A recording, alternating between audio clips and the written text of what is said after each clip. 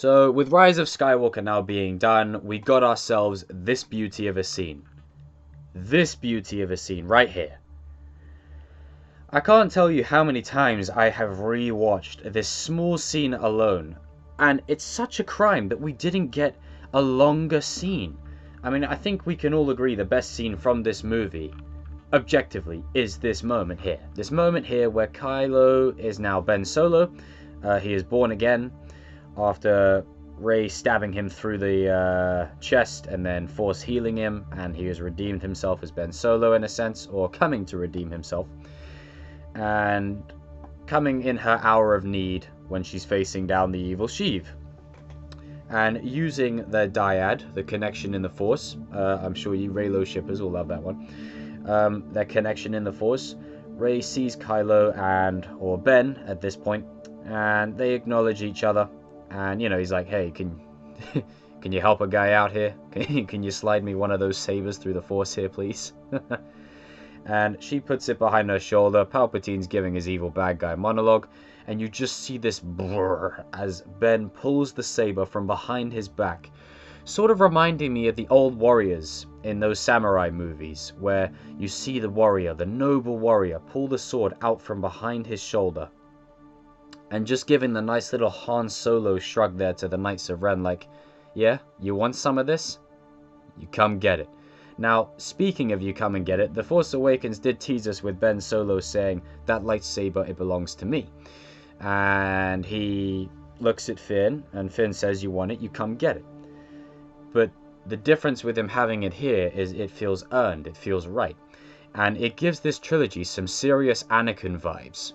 And in all honesty, as much as the crossguard lightsaber is cool, I feel that Ben Solo is a hell of a lot more natural with this saber, and it's such a damn shame we only got it for as little time as we did. But I will always go on record to say that Ben Solo remains one of the best things and the bright spots about this trilogy, because no matter what the director, no matter what the vision, one thing is constant, and that is Kylo Ren's arc. Now, whether he was going to be redeemed or not through through director's versions or the Colin Trevorrow version, the version we got was the J.J. Abrams version, and he ended up redeeming. And I think that's perfect, because if you don't redeem Kylo Ren, you waste the best possible arc of this trilogy. Now, do I think he needed to die? No, I do not think he needed to die, and I'll get into that in another video, explaining why Kylo Ren's death, or Ben Solo's death thereof, is a missed opportunity. But if Disney and Lucasfilm play their cards right, they can make it work. Now, in terms of this scene, I just love it. I love the way it's shot. I love the desperation. There's been so many parodies made on YouTube now of the I Need a Hero song being played over as Ben's running to Rey.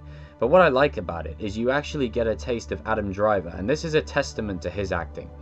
Adam Driver switches from his, you know, brooding, monotone performance of Kylo Ren, and not in a bad way. He plays it very well, which is one of the best things about this trilogy. But the switch to Ben Solo, you feel like you're watching Han and Anakin in one. It's like Han and Anakin's love child. That's what it feels like. And in the cinema, it felt like to me, it was a nerd's wet dream. You've got Han Solo in there, mixed with a little Anakin, equals complete badassery. Now, in The Last Jedi, you did have Ben slide out of the doorway, the same way Han slid sort of into the shot in Return of the Jedi.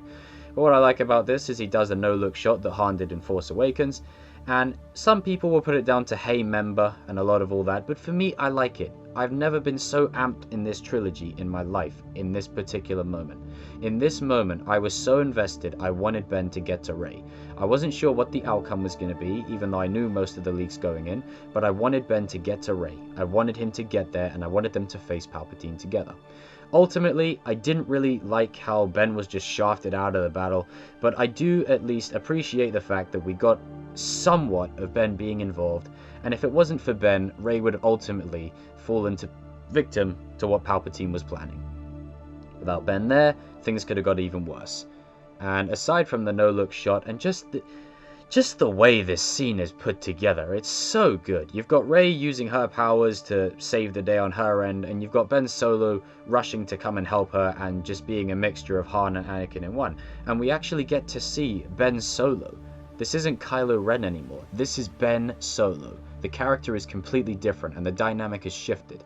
And I give props to JJ and Adam for working on that transition, because whether it was intentional or not, it shows. You know, if you compare that scene of Ben where he's making like all these quips, he jumps on the chain, he goes, ow! Or when he's running with a no-look shot, or he shrugs at the Knights of Ren, it's different from him when he's starting to slam up stuff and, you know, break stuff and controllers and consoles and throwing his staff all over the place, which is very similar to his grandfather. But this scene is something that I loved, and there have been other people that have covered this scene too, but I just thought I'd throw my little 2 cents out there. This scene for me is one of the best spots of this film, of this trilogy, and of the franchise. Yes, I said it. This is one of the best scenes of the franchise. Seeing Ben Solo wield the lightsaber that his grandfather used, and use it to save the day, to me, that's perfect. And it wasn't like it was wasted, because he did get to use it efficiently, dispatching the Knights of Ren in seconds. Now, the only problem I have with that is I wish we got to see the Knights of Ren do a little bit more, but for what we got, I'm satisfied, and I'm happy. And I'm pretty sure there's loads of mods for Ben Solo on Battlefront 2 now, as there should be. And all in all, Ben Solo is one of my favourite characters in the saga, and he's right up there with the Anakins, the Lukes, the Mace Windus, the Hans. He's right up there. Now, if you look back at this trilogy in retrospect, there are a lot of mixed feelings within it and around it, and people are very split on it, and that's fine, that's okay.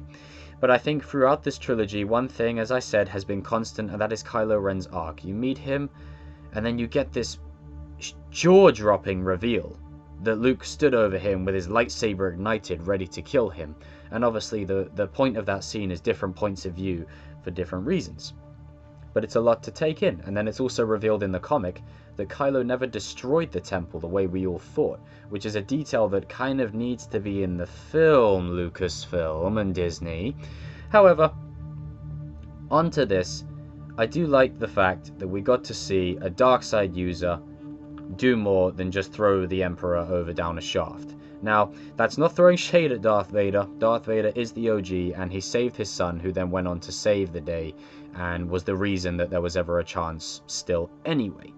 But what I do appreciate is that we got to see a little bit more. Not just someone turning to the light, but we got to see them in action against someone who is equal to or better than them. And in that one scene of him dispatching the Knights of Ren, it's so satisfying. You know what? I'm just gonna leave it there, because I really need to rewatch this scene again.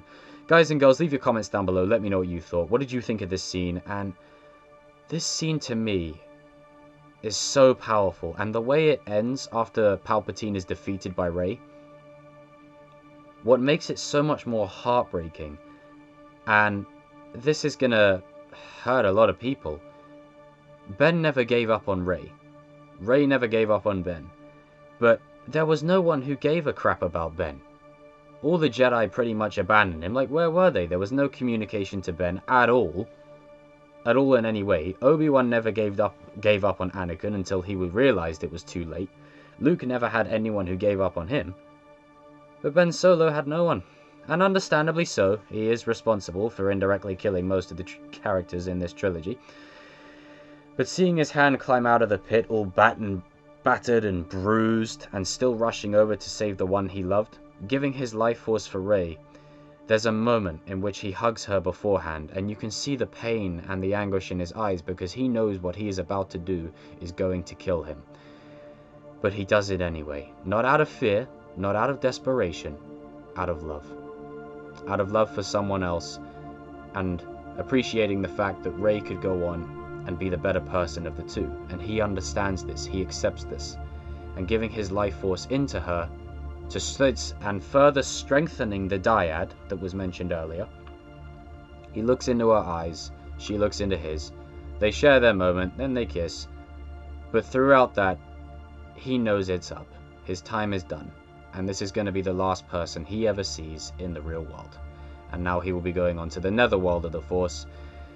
Now, as for him returning or anything, that is a separate video entirely. However, this scene is awesome, and I've never been so hyped in the cinema. I wanted this scene to happen more than anything, and I'm happy it did. So guys and girls, leave your comments down below, let me know what you thought. It's not the rise of Skywalker, it's the rise of Solo. Han would be proud.